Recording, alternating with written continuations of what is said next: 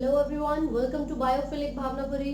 सो दोस्तों, आज हम बात करेंगे न्यूट्रिएंट साइकिलिंग के बारे में। तो सबसे पहले लिख लेते हैं, आज जो हम टॉपिक डिस्कस कर रहे हैं वो क्या है? Nutrient cycling. सो बेसिकली जो न्यूट्रिएंट्स हैं which are basically the sources of energy.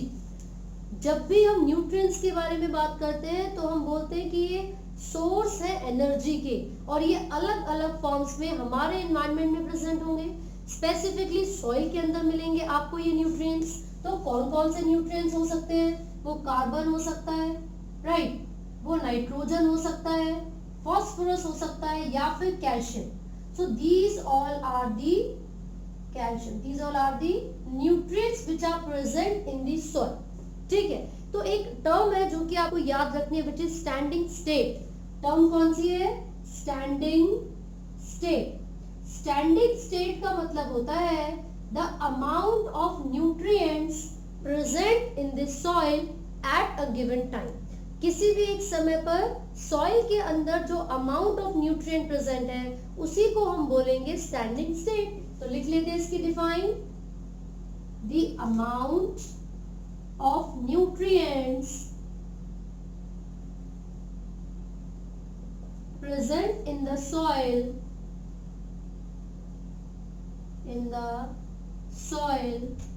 at a given time, तो the amount of nutrients, कौन कौन से न्यूट्रिएंट्स है मैंने ऑलरेडी आपको एग्जांपल बताया, carbon, nitrogen, phosphorus, calcium etcetera. So the amount of nutrients present in the soil at a given time is defined as standing state. तो ये हमें पता चल गया। Now what are the cycles? जो nutrient cycles है जिसके बारे में हम यहाँ पर डिस्कस करेंगे। सबसे पहली चीज, nutrient cycles को बायोजियोकेमिकल साइकिल्स भी कहा जाता है। बायोजियोकेमिकल साइकिल्स भी कहा जाता है। बायो का मतलब हो गया लिविंग ऑर्गेनिजम्स। बायो का मतलब क्या है भाई? Living organisms. जियो में आप इंक्लूड करोगे रॉक, एयर, वाटर एक्सेट्रा। तो इसका मतलब ये हुआ कि वो सभी न्यूट्रिएंट्स जो कि फ्लो करते हैं हमारे एनवायरनमेंट में, मतलब उनकी एंट्री भी हो रही है और उनकी एग्जिट भी हो रही है। तो जो साइकिल है, जो एंट्री और एग्जिट का पाथवे फॉलो किया जाता है न्यूट्रिएंट्स के द्वारा, उसी को कहा जाता है nutrient cycle. And the another name of nutrient cycle is biogeochemical cycles. यहाँ पर बायो का मतलब लिविंग ऑर्गेनिज्म से है, और जियो में हमने वाटर, रॉक एंड एयर को इंक्लूड किया हुआ है। ठीक है, now these nutrient cycles are of two types. ये गैसियस साइकिल्स हो सकते हैं या फिर सेडिमेंट्री साइकिल्स। सेडिमेंट्री, ठीक है। तो गैसियस साइकिल में हम कार्बन साइकिल के बारे में पढ़ सकते हैं, नाइट्रोजन साइकिल के बारे में पढ़ सकते हैं, राइट। जब सेडिमेंट्री, यहाँ पर ऑक्सीजन भी आ सकता है, जब सेडिमेंट्री साइकिल के बारे में बात करेंगे so we will talk about sulphur and phosphorus. तो यहाँ पर सल्फर साइकिल आ सकता है या फिर फॉस्फोरस। सो हमने यहाँ पर डिवाइड किया हुआ है न्यूट्रिएंट साइकिल्स को दो कैटेगरीज में, which are gaseous cycles and sedimentary.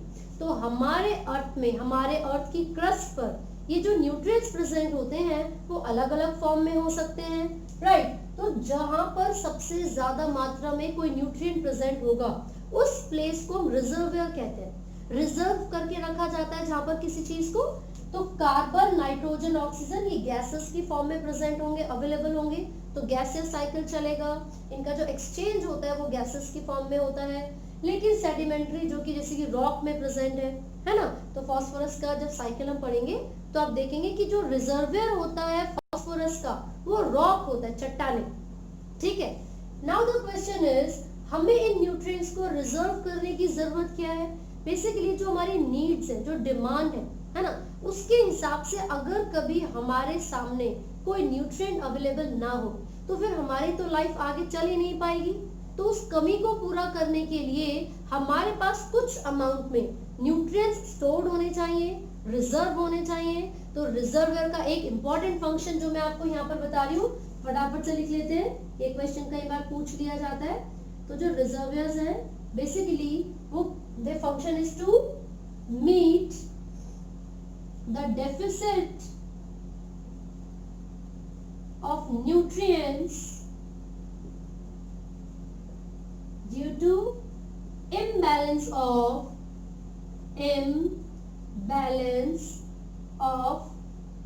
influx and outflux। इसका मतलब क्या हुआ? इसका मतलब ये है कि कितना न्यूट्रिएंट हमारे एटमॉस्फेयर में एंटर कर रहा है और कितना न्यूट्रिएंट हमारे एटमॉस्फेयर से एग्जिट कर रहा है। ये जो पूरा साइकिल है ना, कभी भी न्यूट्रिएंट्स की हमारे एटमॉस्फेयर में कमी ना हो, उसको मेंटेन करने के लिए, उसको ध्यान में रखने के लिए, उसकी कमी को पूरा करने के लिए रिजर्वियर्स का होना बहुत जरूरी है। So what is the function of reservoir? The function of reservoir is to meet the deficit और the deficiency caused due the imbalance of influx and outflux of nutrients। तो ये हमें यहाँ तक पता चल गया है। Now we will talk about carbon cycle and phosphorus cycle separately। ठीक है, तो पहले हम स्टार्ट करते हैं कार्बन साइकिल के बारे में। तो मैंने बताया था कि जो कार्बन है ये भी स्टोर किया जाता है, इसको भी रिजर्व किया जाता है ना।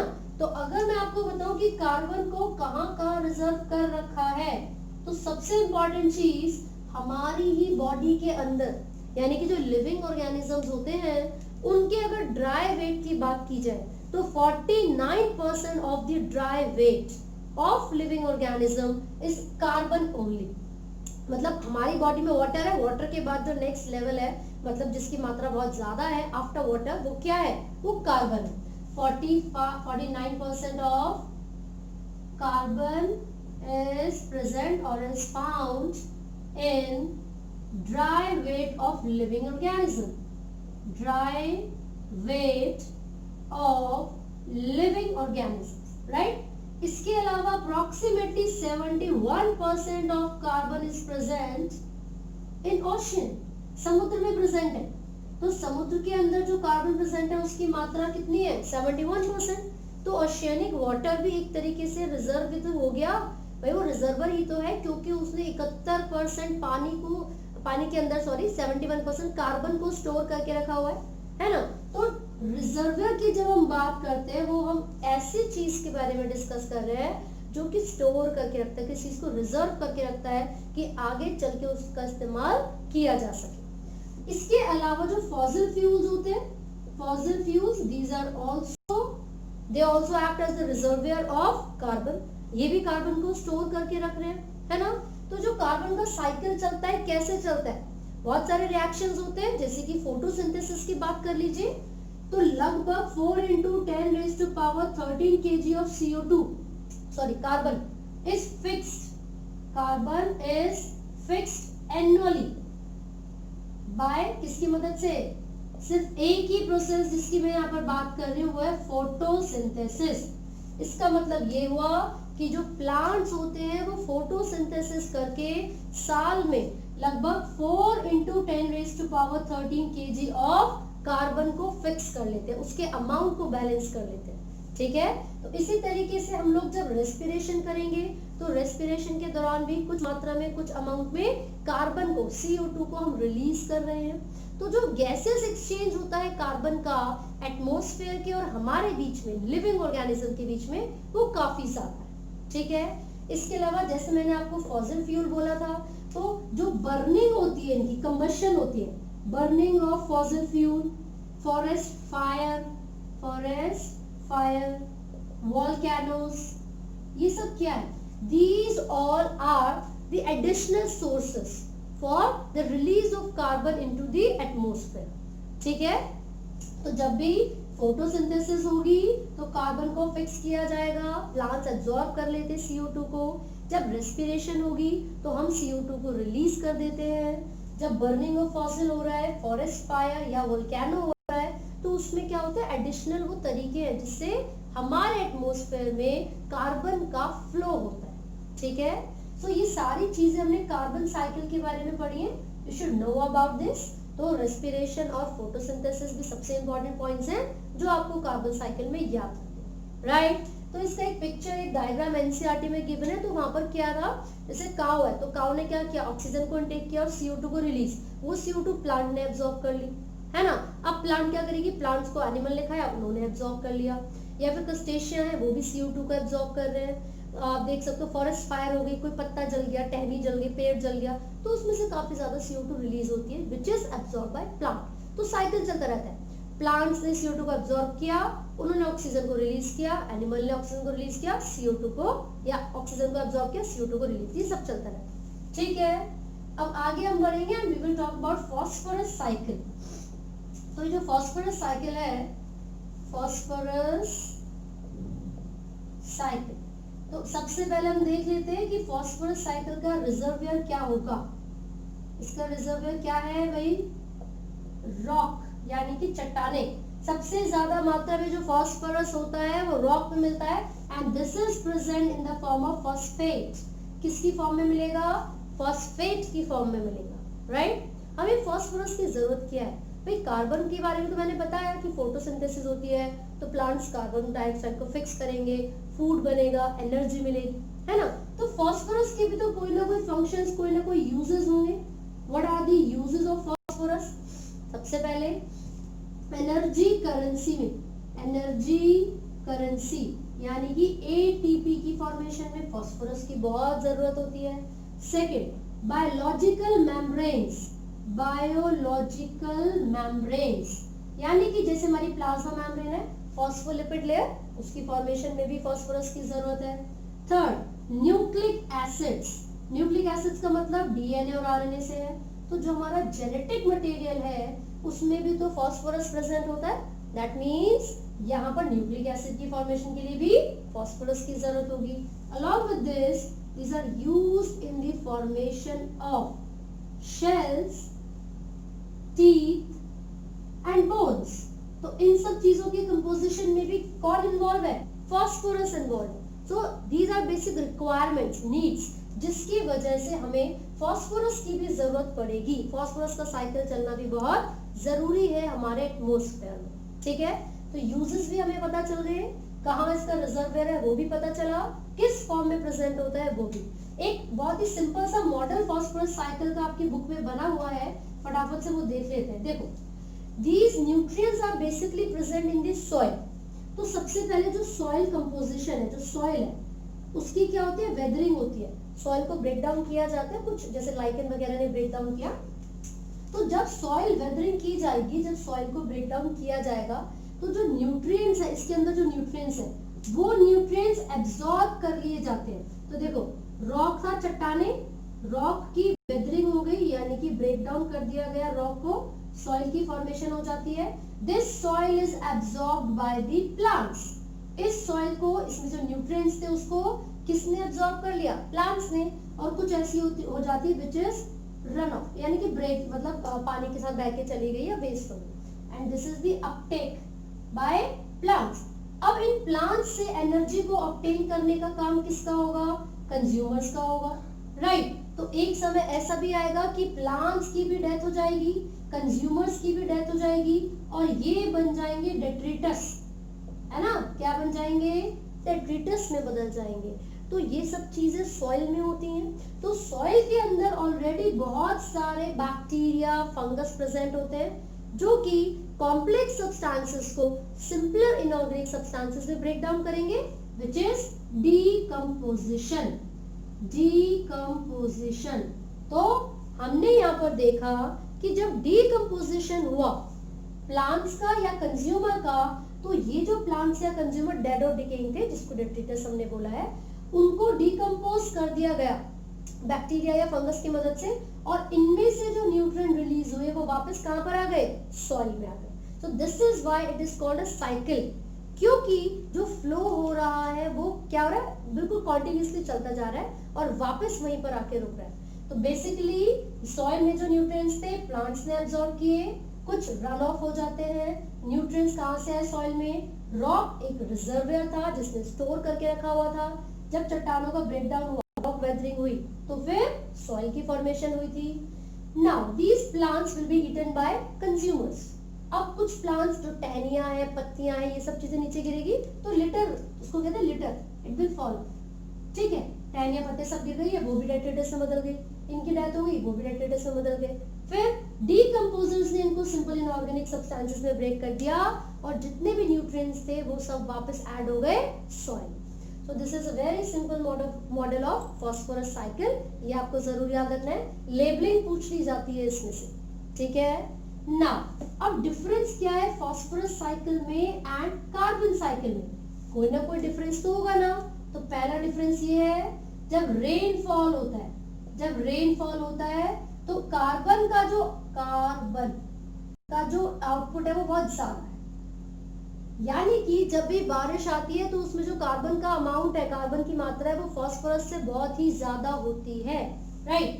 दूसरा, फास्फोरस का कोई भी एक्सचेंज ऑफ गैसेस नहीं होता लिविंग ऑर्गेनिज्म और एटमॉस्फेयर के बीच में, दिस इज नेग्लिजिबल। लेकिन जब भी हम रेस्पिरेशन करेंगे, रेस्पिरेशन या फिर प्लांट्स फोटोसिंथेसिस करेंगे, तो उसमें एक्सचेंज ऑफ गैसेस होता है, एक्सचेंज ऑफ गैसेस। कौन कौन सी गैसेस? CO2 and O2। लेकिन जो फास्फोरस है उसका जो रोल है वो उसमें नेग्लिजिबल है, ठीक है, नेग्लिजिबल। किसके बारे में बात हो रही है? फास्फोरस। तो जब भी हम एक्सचेंज ऑफ गैसेस के बारे में बात करेंगे तो उसमें फास्फोरस का रोल बिल्कुल नेग्लिजिबल होगा, correct. So this is all. आगे हम बढ़ रहे हैं और हम बात कर रहे हैं इकोसिस्टम सर्विसेज के बारे में। जो इकोसिस्टम है उससे हमें क्या क्या सर्विसेज मिलती हैं, तो लिख लेते हैं इकोसिस्टम सर्विसेज। बेसिकली जो हमारा इकोसिस्टम है it is very useful for us. हमें इससे बहुत सारी इंपॉर्टेंट चीजें मिलती हैं। वो इकोनॉमिकल हो सकती हैं, जो कि हमारे लिए फाइनेंशियली बहुत जरूरी है, वो एस्थेटिक हो सकती हैं, है ना, या फिर कुड बी केमिकल आल्सो। तो ऐसी बहुत सारी चीजें हैं जो कि इकोसिस्टम हमारे लिए प्रोवाइड करवा रहा है, जैसे कि प्योरीफाई करेगा वाटर और एयर को, प्योरीफाई वाटर एंड एयर। भाई पॉलिनेशन होती है, अगर पॉलिनेशन नहीं होगी तो किस तरीके से न्यू प्लांट्स बनेंगे, किस तरीके से सीड्स की फॉर्मेशन होगी, है ना।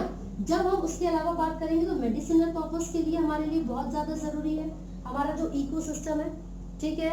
गुड्स एंड सर्विसेज, गुड्स और सर्विसेज में लकड़ियां आ जाएंगी, आपका फूड आ जाएगा, फ्लावर आ जाएगा। जितना भी फूड हमें मिल रहा है, जितनी भी मेडिसिनल फैसिलिटीज हमें मिल रही हैं, या फिर फ्यूल्स हो गया, ये सारी चीजें हमें कहाँ से मिलती हैं? We get all these things from the ecosystem. So basically ये वो सर्विसेज हैं जो कि हमें हमारे इकोसिस्टम से मिलेंगी। वो कैसी हो सकती है? एस्थेटिक हो सकती हैं, वो कमर्शियल या इकोनॉमिकल लेवल पर होगी, या वो केमिकल भी हो सकती है, ठीक है। And there was a scientist जिनका नाम था रॉबर्ट कॉन्स्टेंजा। इन्होंने टैग लगाया था अपने कलीग्स के साथ मिलके, जो हम इकोसिस्टम से सर्विसेज यूज करते हैं उसके बारे में बताया था। ये उन सर्विसेज के बारे में बात कर रहे हैं जो कि फ्री है, जो कि हम ऐसे यूज करें जिसके लिए हमें पे नहीं करना पड़ रहा। लेट्स से आप सनलाइट को एब्जॉर्ब कर रहे हो, you don't need to pay anything, right. तो सनलाइट के लिए हमें कोई पैसे नहीं देने पड़ रहे। तो रॉबर्ट कॉन्स्टेंजा ने अलॉन्ग विद हिज कलीग्स ये अंदाजा लगाया, ये बताया कि जो हम यहाँ पर सर्विसेज ऑब्टेन कर रहे हैं वो $33 ट्रिलियन के बराबर है। कितनी? $33 ट्रिलियन के बराबर इतने अमाउंट की सर्विसेज हम इकोसिस्टम से ले रहे हैं, वो भी फ्री में, जो कि लगभग ट्वाइस है जीएनपी के। जीएनपी जो ग्रॉस नेशनल प्रोडक्शन होती है, तो उसके हिसाब से देखा जाए वो था $18 मिलियन। तो उससे काफी ज्यादा समय, काफी ज्यादा नंबर ऑफ टाइम्स हम इकोसिस्टम से सर्विसेज का इस्तेमाल कर रहे हैं, ठीक है। तो ये सब वो सर्विसेज है जो कि बेसिकली हम अंदाजा भी नहीं लगा सकते कि इतना ज्यादा यूज हमने किया होगा। तो वो सारी सर्विसेज जो कि हमें फ्री में मिल रही थी, एक्चुअल में अगर उसका कॉस्ट लगाया जाए so it is very very huge. काफी ज्यादा मात्रा में हम इकोसिस्टम की सर्विसेज को यूज कर रहे हैं। So this is all from this chapter. आपको एक एक चीज बहुत अच्छे से पढ़नी है, क्योंकि कई बार साइंटिस्ट का नाम भी पूछ लिया जाता है, ठीक है। सो आई होप आपको ये टॉपिक समझ में आया है। इन केस आपको कोई डाउट है तो आप कमेंट कर सकते हैं। And do not forget to like, share and subscribe. Thank you.